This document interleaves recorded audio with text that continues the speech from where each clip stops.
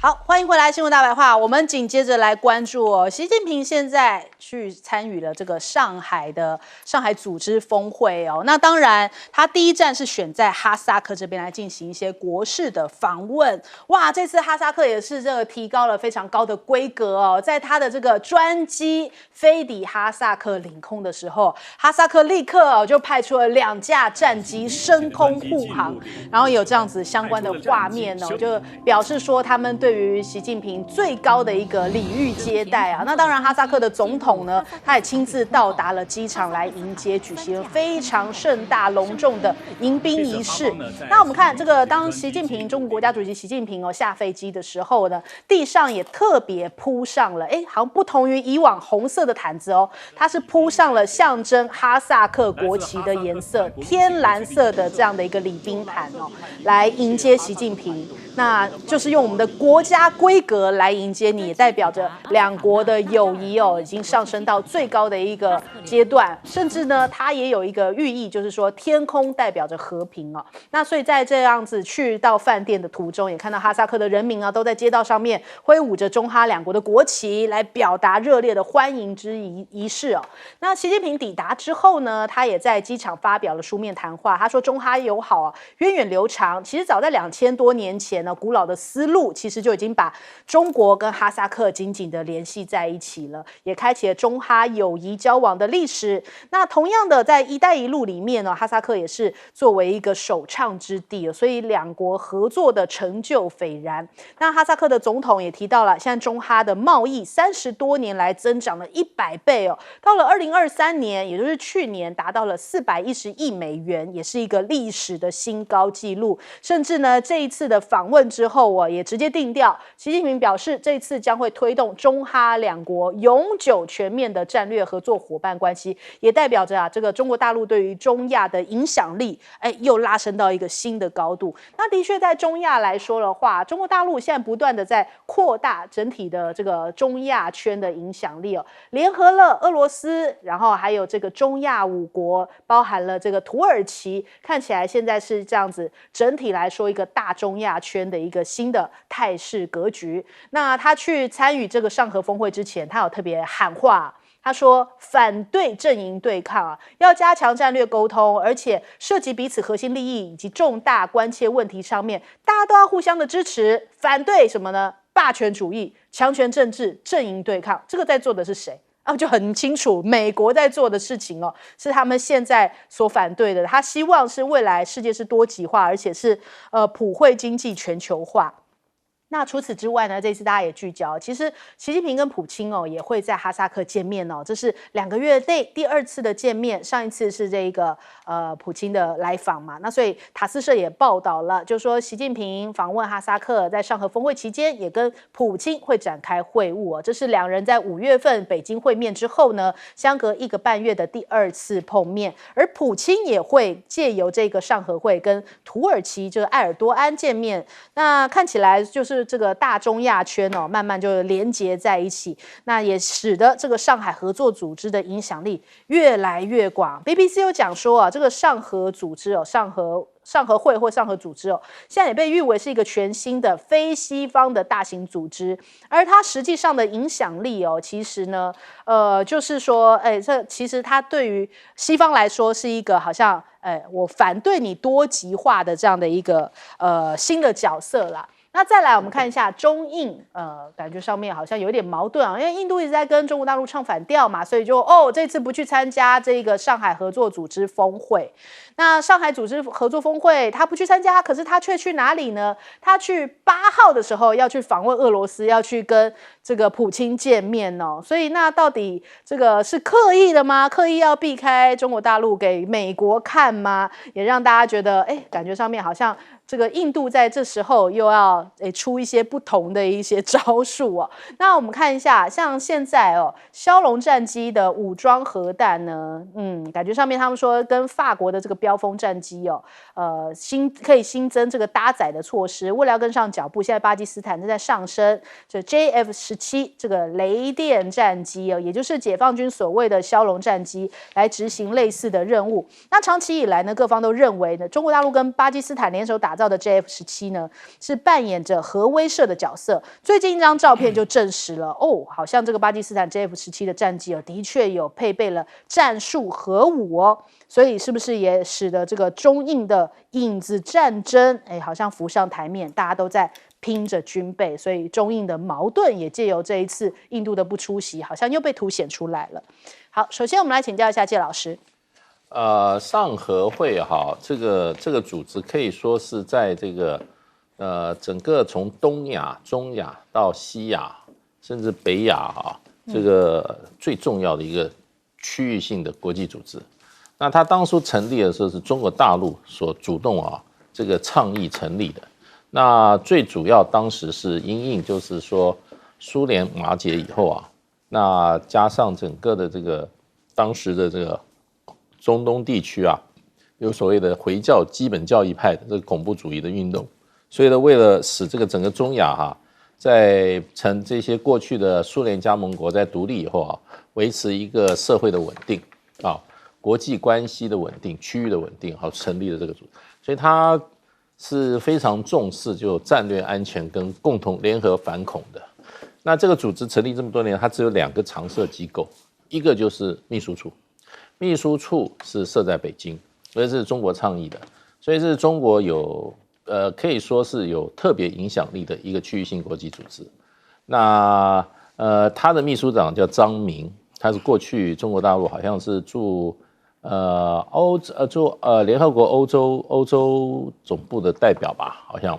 那他这个里面有2种官方语言，很有趣。国际组织官方语言指定第一个中文，第2个俄文。那他现在有9个会员国，还有3个这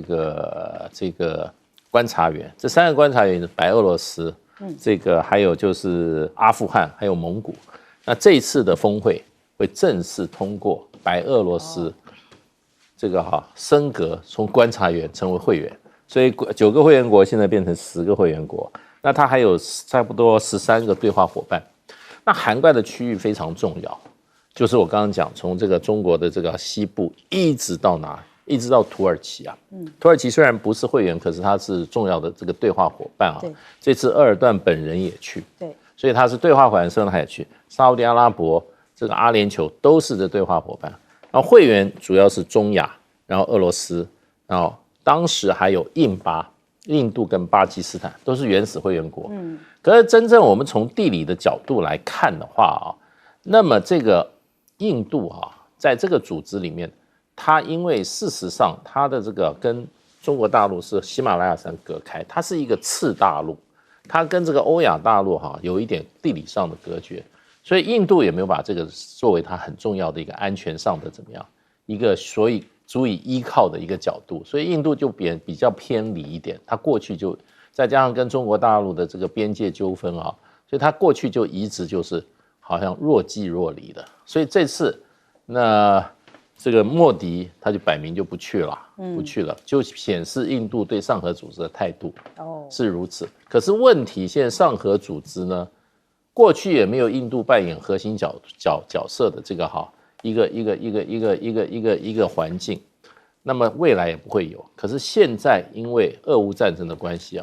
中俄2国等于说是背靠背上风顶的关系那这2强在过去在这个上合组织里面，你不能说完全没有心结，也就是说俄罗斯对中国的力量深入到它过去的这个势力范围中亚也是有所顾忌的。那么现在呢，因为中俄关系改善呢，事实上，那么这个上合组织它的动能就加强了。过去它也没有要让白俄罗斯加入对，现在俄罗斯回过头来让白俄罗斯加入就表示上合组织将来俄罗斯的投入程度也相对也会更高。那它在这个区域上甚至全球的地缘政治扮演的角色，我认为是会越来越重要。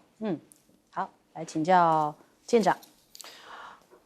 刚刚大使帮我们介绍了非常多有关于上合组织的内容那上合组织实际上来讲，它除了反恐安全之外，它还有更重要的，也就是推动区域国家的一个睦邻友好，然后促进贸易，那我们都会讲到贸易的部分啊。然后它总共呢，上合组织的这些国家里面占了世界人口的40%，所以大家千万不要小看这个组织啊。那当然了，那是印度也有关嘛。那另外呢，它创造世界上20%的一个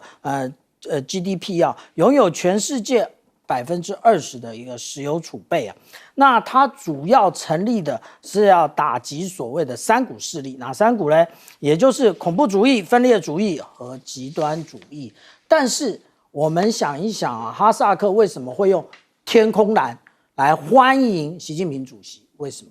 因为其实中国是那个哈萨克的第一大贸易伙伴。那这什么叫做第一大贸易伙伴？也就是有关于“一带一路”的部分，很多西方国家对于“一带一路”的各种否定，可是我们从哈萨克身上看到了不一样的一个情况。怎么说呢？也就是我们在看到哈萨克的有关于它的一个风电站，有关于它的一个水力发电，以及它的炼油厂。哈萨克是有产石油跟天然气的哦，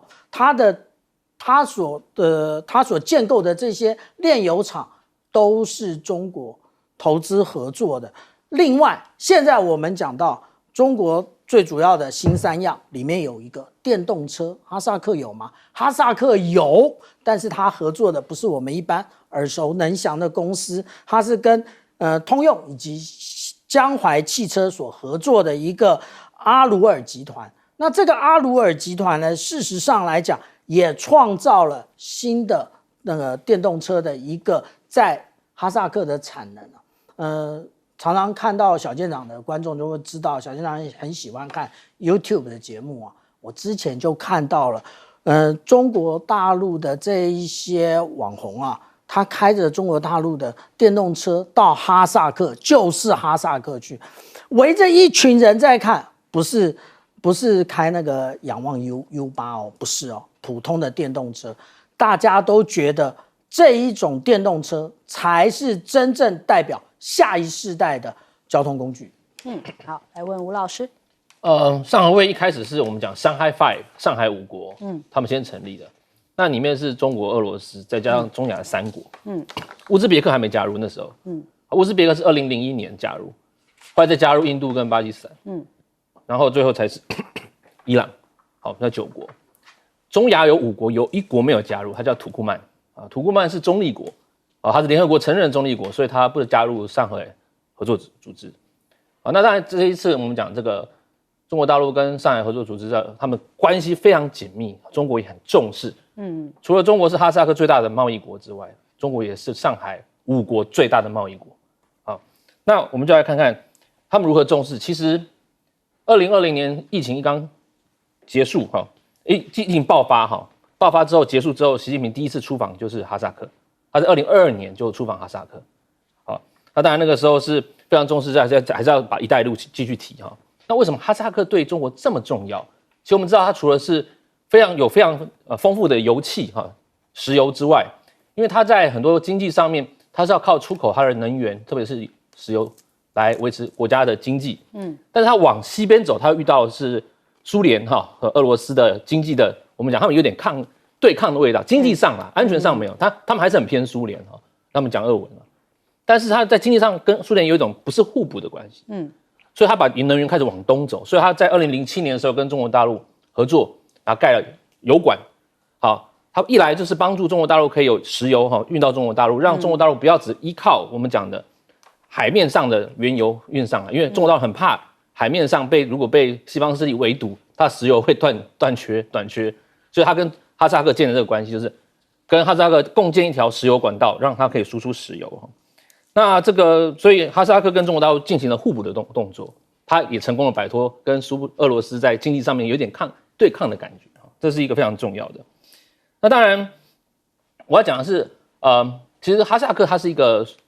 比较偏苏联的国家，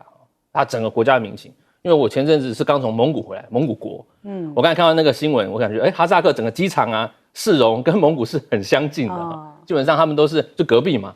哈萨克是最大的内陆国，蒙古是第2大内陆国，所以你就知道他们2个国其实在很多东西是非常相近的。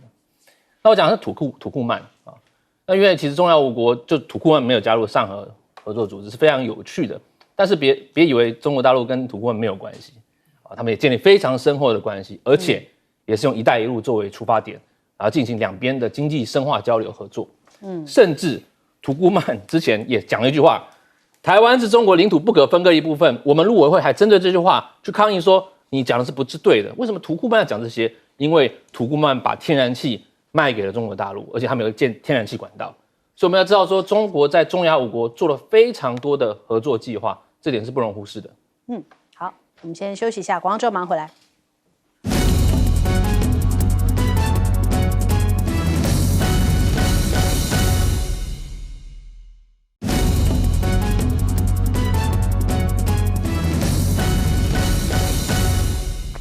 好，现在这个美国又要开始搞一些这种哇，是不是又有什么间谍啊？又开始进行谍战了吗？挪威也跟着唱和，他就说我们逮捕了一个本国公民，涉嫌为中国大陆呢来从事间谍的活动。那这个他们的挪威警察保安局的发言人就讲说，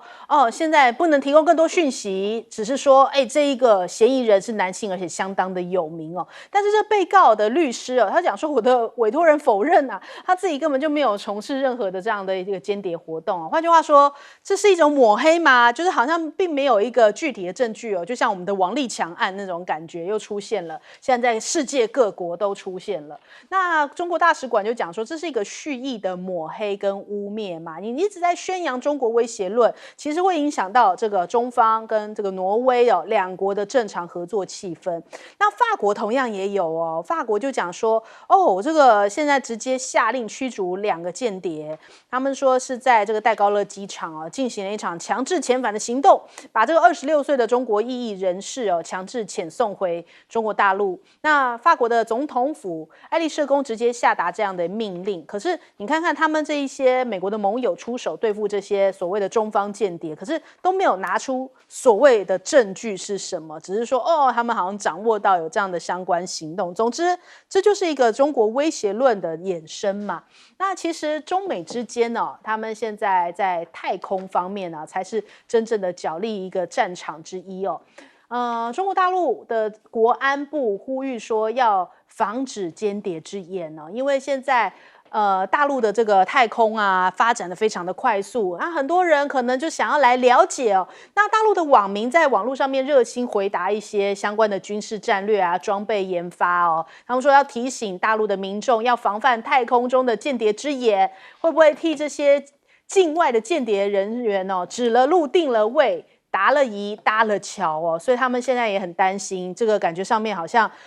要保命防谍，不能因为说我现在表现得很不错，大家来问就提供了这样的一个技术，或者是指引他们去找寻这样答案的方向那再来我们看看，现在印度也好像想要参战因为美国呢，他们最近太空方面的事情我们都在看 Starliner 嘛，那他们到底回不回得来呢？因为现在时间所剩不多了，7月21号之前要赶快回来结果 NASA 给你一个非常妙的答案，就叫做我们不着急回家我们都替他们急了，结果他们说我们不急，我们不急我们那边的风景好，可以多待一下那种感受。那你看看波音这个项目的人呢，他讲说我替他们这2位太空员回答，他们没有被困或是处于危险当中这样的一个感受那所以就说我们也不着急回家，空间站很舒服很安全，我们可以在那边留下来慢慢做一些检查，然后做好回家的准备。现在就是没有办法赶紧回来，只好讲说我们也不着急，这是一个什么样的一个美国式的胜利法嘛？那还有呢，美国的媒体也很着急的想要这个中国大陆不是拿到了月球背面的月壤吗？ NASA 的局长就讲说这个其实我们这样子交流，你给我们一点月壤其实也并不违反这个沃尔夫条款，自己把自己给合理化了。那美国这么做就更不用说，印度现在也是自信爆棚他们这个已经太空组织的负责人还接受媒体访问说我们希望可以把莫迪送上太空讲的这个好像这个现在已经不得了的一个技术那什么时候能成型呢？他告诉你说现在不行好，我们来听听。Indian on the moon by 2040, If he decides to go, would you be happy to accommodate him? Because tourists are going and he's a very fit prime minister. Of course, I'll be very happy to do that, but be on our vehicle from our land. So I will wait for the Gaganyaan to be ready, to be proven, to be qualified enough to do that. All of us will be very, very proud. Not only me, the entire nation will be proud if we have that ability to confidently send. 有自信有能力，但是没有时间表。我们来问一下介老师怎么看？他们是很讨厌莫迪吗？干嘛要把他？恨不得把他送走是对啊，他在地球待得好好的，干嘛要把他送到太空去啊？而且2040，我刚刚听到他讲，哇，距离现在还有15年哇！印度人真的时间观念跟我们不一样，真的还有15年的事，现在在这边讲。所以这就是常常垮掉，常常会有一些状况发生。这就是印度。我跟你讲，印度人啊，大概是我接触过所有全世界人里面自我感觉最良好的。他们有一种莫名其妙的自我感觉良好，对。然后呢，这个天马行空，所以有人讲说印度是神的国度，它到处是神。所以真的是跟我们一般这些凡人的真的是不太一样。我们凡人不懂。对，而且我还是想不到为什么会想到把莫迪送上去啊！我本来以为他还蛮受爱戴的，要把他送走。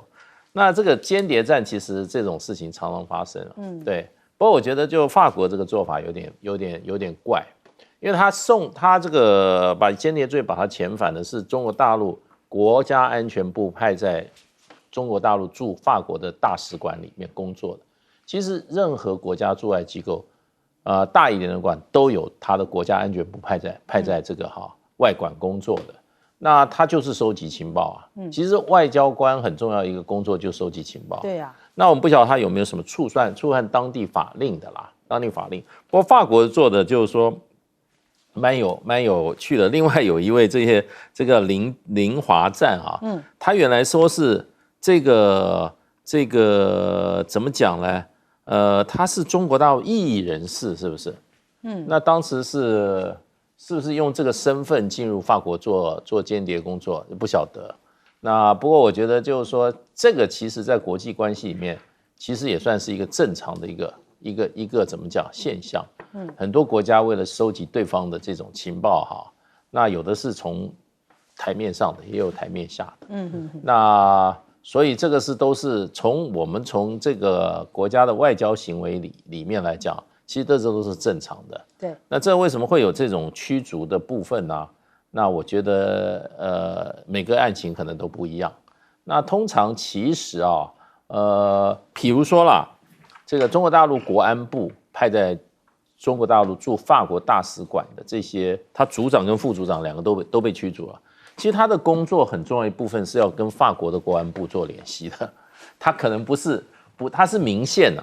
他不是属于暗线。那明线他基本上他就是要跟法国的情报单位合作，法国一定有国安部，那他们有事情要找中国大陆谈国安的这些情报的问题他就找这个国安部的人，大家是对口的，因为驻外单位大家是相互对口的，你这个经济部门就跟经济部门对，经济部派去的经济参事。那你这个国安的就是互相对口，那这个其实是一个应该算是明线，为什么还会被驱逐我觉得是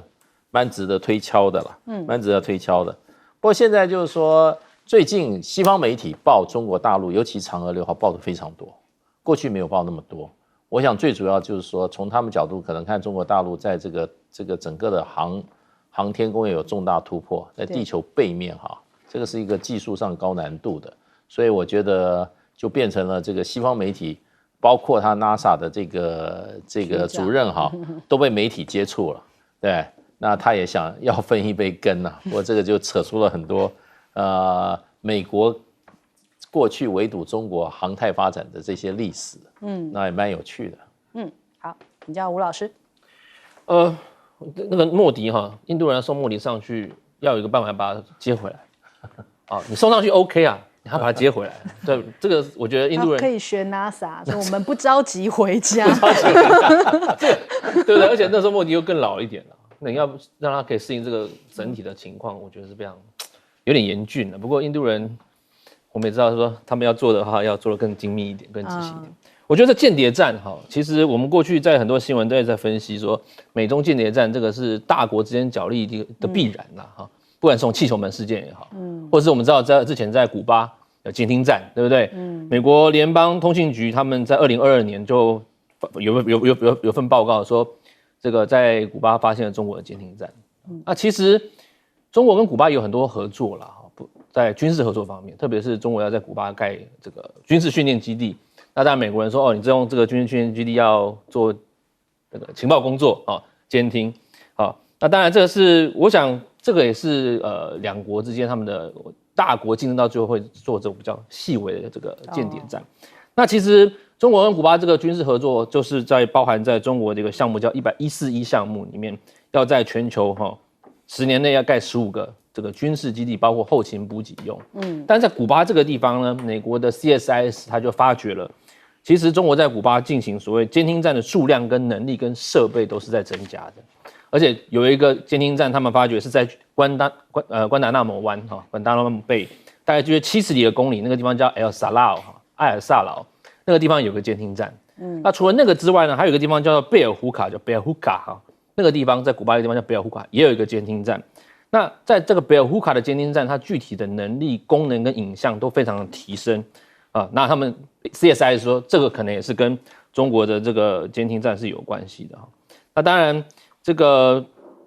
美国对于这个中国在自己的家后院做这么多的这个监听的功能，他们很小心、很细微，也说你要干什么？那北京也说，那你美国在我们后院，在香港，在其他地方也盖了监听站对，也有间谍行为对不对？所以就像我讲的。两个大国在这个收集情报方面是当然一定要不遗余力，因为我觉得间谍不仅是有负面，它有正面的是包括说有一些情报的交流，对，还有一些两边的安全的一些东西，他们可以由间谍这边来进行这些地下的操作，也都有可能。我不一定全部都是坏事，但我还讲了说，那这一次这个挪威这个由第三方来进行所谓驱逐间谍的工作，我觉得有人说是有美国人在指使啦，但是我觉得。这种事情不要把泛政治化或者是用联盟化我觉得这样只是让这个视听更混淆而已。好，来请教舰长。刚刚吴老师谈到了，就是有关于在东亚美国的一个监听站，我想请教一下，当年中国大陆的央视的新闻联播为什么断讯？我们台湾的国安局扮演什么样的立场？大家自己心里很清楚那我们在这里就不方便继续讲。那其实我必须这么说中国大陆是一个很有远见的国家，所以它没有 Google 落地它无法使用 Google Map， 所以必须要提醒一下我们的伟大的俞北辰将军但是他虽然没有，但是没有 Google， 可是他有高德地图。它还有百度地图，你可以任选对不对？好，那我们这样讲现在有很多的人就是在无意之间，因为自己的兴趣，然后被国外的这一些间谍机构呢指了路、定了位、答了疑、搭了桥，这件事到底怎么说？其实就是从以前的超级大本营就可以看得到，因为大家都想要在超级大本营里面，那它是一个军事的论坛大家想要透过这个大家对于你的肯定，然后让那个阶级不断向上升嘛，然后就出现很多爬墙党在那个军事基地的附近来爬墙来拍照，然后拍照之后呢，然后放到网络上面。那当然，小舰长。当时是看了一些照片，不过我没有加入讨论因为我也没有那些资料，而且我们在国军也受过相当的一个情报训练，就是不可以做这种事，而且不因为你的兴趣然后请这些中国大陆的网民帮你拍照什么，这一些如果在现在就是违反了反间谍法。所以有人说小舰长你想11月想要去珠海航展你不怕吗？我怕什么？因为我什么都没做过。那你说看看那个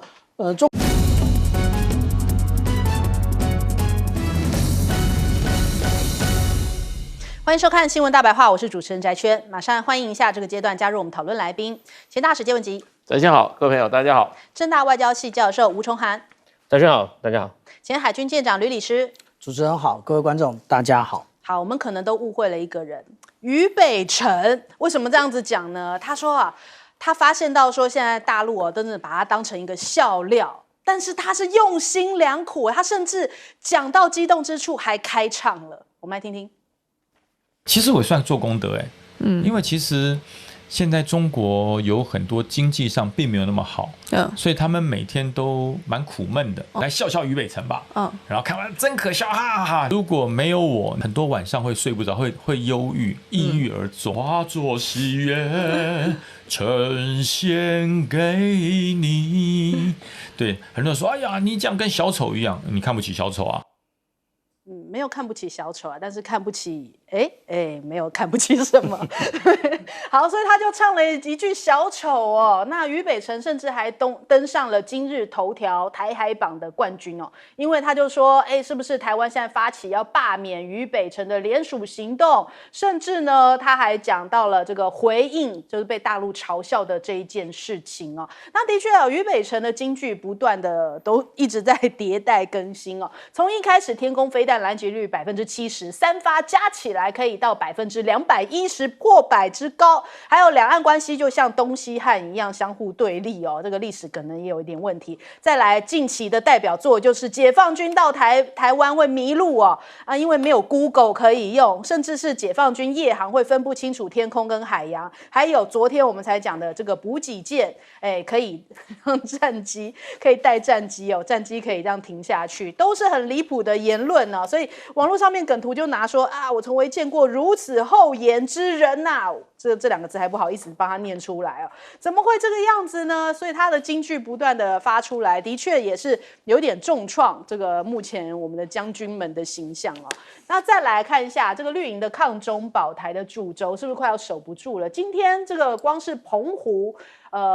这事情哦，就是我们的渔船被押走的事情。你看自由时报率先跳出来告诉大家，难道是中方报复赖清德吗？不是，他打一个问号哦，因为通常绿营的媒体或是亲绿的一些政治人物都会讲说，这就是报复，这就是什么如何，开始来指控中国威胁。但是今天他们身份不一样，他们突然变了，他们突然就说，怎么可以说是中方要报复赖清德呢？国安人士还告诉你说，是我们自己的错，是我们的不对，是我们渔船越界了，所以对方是执法而已哦。那如果说有些媒体讲这是中方报复赖清德，这就是你们认知作战，所以敢这样子说，就是说是大陆怎么样要报复赖清德的，你们还是认知作战。我们就突然想说，这是自由时报吗？我们就吓了一跳。然后到底是谁在讲说是中方要报复赖清德？不是你们绿营一天到晚喊这样的一个论调吗？那你看哦，他说这个是典型的意识形态冲脑。那是我们自己闯入了休渔期的这个中国大陆的水域作业，所以遇到对方的执法。那谁还在那边喊说硬扯两岸关系？这种论调不是外行就是恶意啊！你能想象这是自由时报的报道吗？我们自己是有点觉得怪异，是不是错频道了？过去扯这个言论的就是你民进党啊！但是今天我们看到这个有28架的这个中国大陆的解放军的军机，还有军舰，也是在我们旁边呢，还绕行了澎湖的南方，这是算是一个切西瓜式的。在这个大靖满88号事件之后呢，现在两岸局势感觉更加紧张了。国防部讲说，有20架次的这个解放军军机逾越了中线，还有北中南这个东南的海域哦，270度现在已经是包围台湾，这样切西瓜式的一个方式了。那彭博有一个最新的消息说，这个中国大陆解放军这个海警哦，频频到这个菲律宾这一边，感觉上面是不是菲国正在两线作战，这个2条战线上与中方作战的？第一个是南海，第二个是台湾的问题上面成为美国的代理人，因此呢，中方才会千方百计的要削弱菲国，因为这样等于削弱了台湾。那他同时分析哦，北京在南海的举措是在向其他与中国发生一些矛盾冲突的国家来传递一些讯息哦，就是你不要去学菲律宾那一套哦，因为北京将会采取反制，这是中方对于其他国家的标准恫吓以及威胁的手段之一啊。所以这彭博社也感觉好像替美方发了一些消息，但的确啊，是这个解放军有一个动作，就是福建舰要进行第3次的海试哦，而且这个解放军从3日开始在浙江以东的东海、近海啊，执行为期3天的军事任务。那距离台湾大概不到100海里哦，这是第3艘航母福建舰可能会进行第3次的海试。外界研判呢，就是由于这次的军事任务，演习的场地面积非常的大，然后持续的时间比较短，猜测可能是它要进行首次的弹射起飞的试验，或者是指向台湾海峡的一次军演。那还被拍摄到这个 Google 的卫星影像，拍到了上海江南造船厂正在建造一艘至少长150公尺、船身窄细，而且外形神似这个解放军海军的052D 的飞弹驱逐舰的船舰哦。那可是虽然是有这个舰炮空间，但是没有预留这些导弹垂直发射的位置，所以美国之音就讲说啊，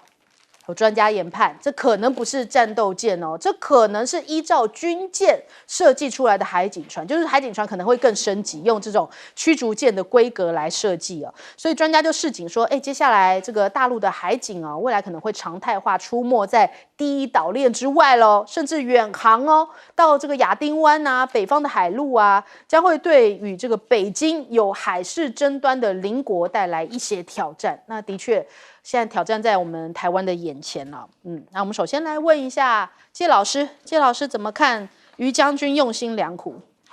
吗？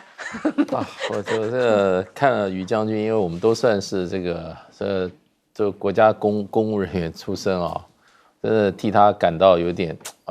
悲哀啊！真的，看他最后自况为小丑，然后还唱这个小丑歌啊，他真的完全忘记他曾经做过中华民国的这个军事将领，这个要有怎么讲呢？要有将领的样子嘛，对不对？哪能自己比喻自己为小丑，然后是你的职责是为了娱乐大陆的一般人民吗？这个不是跟他的出身好像很对比啊，所以这也是他就是说今天成为一个话题人物的一个原因，对。再怎么样，你的这个整个养成背景啊，而且你曾经做过职务啊，你还是要对这个养成背景啊，对这个职务哈，你当这个职务哈，你还是要有一定的行为规范准则了，不要超得太远。我觉得他已经越走越远了，这个所以就变成大陆这么多人都在对他的评论都是负评，然后呢，都觉得他好像他的这个言行啊，让大陆觉得，然后台湾的将军都这种水准嘛，就是说这个我觉得他还是真的，我跟他不认识哈，不过我觉得真的觉得看到他有一点替他感到悲凉的感觉啦。今天搞到这个地步啦。那另外一方面就是这次大陆这个把我们第一次扣押我们的越界渔船，也讲的是这个越界渔船。事实上的话，过去大陆不会扣押我们渔船，即使你今天跑到大陆的这个水域去捕鱼啊，大陆也不会抓，因为到大陆的这个定义啊，台湾渔船就是中国渔船，台湾是中国的一部分，所以台湾的渔民如果到大陆的这个水域去捕鱼啊，过去不会有问题。那这次的最主要原因是大陆6月10号开始禁渔，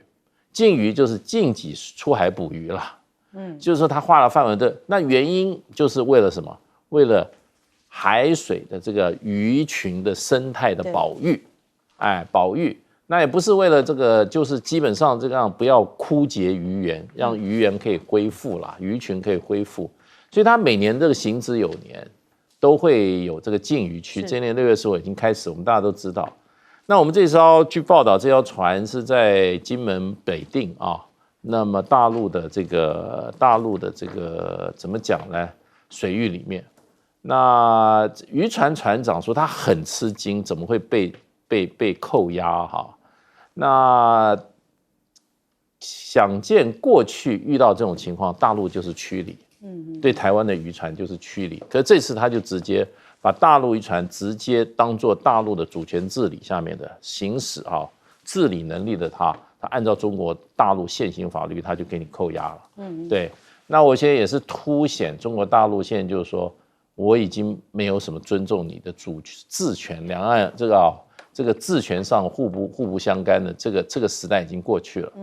那所以我想凸显这一点，所以就变成就是说，我们这艘渔船基本上可能的话，就是大陆的处置，我看很多大陆网民也写了，就是说，起码你的渔获会被没收了。对不对？那你这个渔船跟船长要不要负责任呢？这还要看情节的轻重了。那我觉得就是说，在这个情况之下，也就显示两岸的关系在赖清德上任以后啊，已经有了显著的改变。大陆基本上已经要对台湾的，不管是人民、还有物件、还有这些法律，大陆法律所管辖的各些主体哈，直接行使治权。好，来请教一下舰长。我们这样子讲啊，于北辰他自称为小丑，但是我要提醒一下，请不要侮辱小丑。小丑是一份很神圣的工作，你可以逗人家笑，可是呢，小丑绝对不是引人耻笑，于北辰是引人耻笑。那我们来看啊，于北辰之前就讲说什么？他就讲说，电视前面不能乱讲吗？那有多少名嘴在乱讲？对。别人我不知道，我就知道你在乱讲。他之前讲什么？讲说，哎呀，看中国大陆的军机越台啊，为什么是越台啊？有越台吗？假新闻哦，那要不要抓一抓？是不是那个社会秩序维护法罚一罚？他说都是天亮，他们晚上不太敢飞啊。那我必须要拿出很多年前的照片啊，也就是。他们不是只有陆地上在训练夜航，他们甚至我们看到这是什么？特别找这张照片，17是山东舰，山东舰上面起飞的舰载机也在夜航，然后他们这是落舰的照片，甚至海上加油也在晚上。你自己看得少，你只看鬼故事的，你看得少，你研究的少，你不要认为那个。中国大陆解放军训练的少，然后你之前还在讲什么？讲说为什么空军的 F-16V 的 Sniper 的这个夹舱可以标定 F-16？其实我必须要这样讲啊，人家制作单位很认真的都帮你框起来啊，说什么？说那个被动征收啊是不会发出讯号的。结果你说，为什么浑然不知啊？所以你就是不懂，你是不懂。然后你不要侮辱小丑。那我请问你啊，这一次我们看到这个央视的预约谈天，他出了这张照片，也就是丢下来了这一个主动升标啊。那我请问你一下，这个十字标是什么？我告诉你，我知道你不懂，这个是雷射测距仪的一个瞄准镜，然后这个是什么？这个就是标定的一个框，所以你不懂。并不代表所有的国军人员都不懂，你其实侮辱自己没关系，你不要侮辱了这么多曾经从军部队出来的这一些同袍以及兄弟姊妹啊。那至于说我们讲到有关于福建舰的部分啊，福建舰其实我们这样看啊，福建舰29号它就已经生火待发了，这个是。有关于这个柴油主机在冷机的时候启动一定冒黑烟的，就是如此。那这个是我们刚刚讲到的有关于今天早上的出港的一个航行警告啊。那这一次可能福建舰可能做什么项目呢？我们来看前几天他们在做什么，他们其实在做的是双舰科目，也就是无论是高线传递，也就是帅将军昨天讲的高线传递，或者是海上加油。为什么？因为其实901呼伦湖号它的部位是对正的，也就是它对正的补给的部位。那这件事情以前有没有做过？有，我们看到山东舰之前他在大连的时候，他也做过相同的事。好了，现在大家有大灾问啊，说我们看到解放军在做一个没有垂直发射系统的052D， 那我们来看，这个是有关于中国海警的所有的舰船的一个编组。我们可以看到啊，之前实际上有到菲律宾外海的这个5901，它是12000吨，可是我们现在看到之下面就是5000吨，所以其实最缺的是什么？ 7500吨这个海上持久力的舰艇，那个就是052D。好，来请教吴老师。这一次我们的渔船大金满88号被扣押哈，那其实它跟之前我们讲的中国的渔船跟我们的海巡碰撞哈，其实有一些相关性啦。那我们讲说这种渔船渔业冲突或渔业纠纷，在国际关系的研究都是有非常重大而且有显著的相关性的跟未来的战争哈，所以战争是跟战争哈。为什么？因为我们知道说，其实不管是这个跨界捕鱼哈，它也是属于领土冲突的一部分。那领土冲突是我们讲领土战争的前哨战啊。所以国家之间如果不管是你是边界接壤或者是领海接壤啊，他们对于这个处理领土纠纷或者领海纠纷的时候非常小心。过去有数据显示啦，97年到2010年哈，大概有11%的国际冲突哈是跟渔业、渔民或渔船有关系，全球不是只有这个东亚而已，全球而且这个现象有不断在升高的趋势。为什么？因为渔民、渔业、渔船这个东西在划界上面遇到最麻烦就是划界的问题这个所谓这个边界的问题，因为鱼群会跑，那渔民他会跟着鱼回游渔乐去捕鱼对，那所以其实很多渔民他们知道有些地方不能去问题是他们可能会因为海象或者是因为自己的商业经济原则，他就去捕鱼，那当然会被驱赶，不然就是被扣留那这些东西都是非常危险，都要非常小心去处理的那像这一次我们在讲这个金门的禁制水域，基本上在上次这个渔船碰撞之后不存在了那我方的渔船跟中国大陆的渔民未来在这上面的水域的交往要非常的小心特别像这一次，这是规定了是禁渔区禁渔期禁渔期是大陆渔民不能出海，对，很明显，那你去那边捕鱼的是哪些人那当然，如果我们违法了，那当然就事论事啦，违法就该处罚你人家禁渔区，你跑去人家捕鱼干什么？但这一次非常奇怪的是，这个报章媒体反而倒过来是说，我们先违法而不是去说这个是中国大陆这个要把我们扣押，然后开始在批判中国大陆。我倒觉得啦，是他们想让这个两岸关系不要再这么紧张。如果再这样子互相批判，在所有东西都是千错万错都是你北京的错，那其实对于两岸关系，甚至未来我们讲陆委会在一些操作上面是不太好做的。所以是不是擦枪走火只差一步了？就昨天的状况，我们的海巡都已经追到内海，已经都看到人家晋江那边的灯火了，然后赶快退。这是不是代表说他们已经发现真的很危急了？所以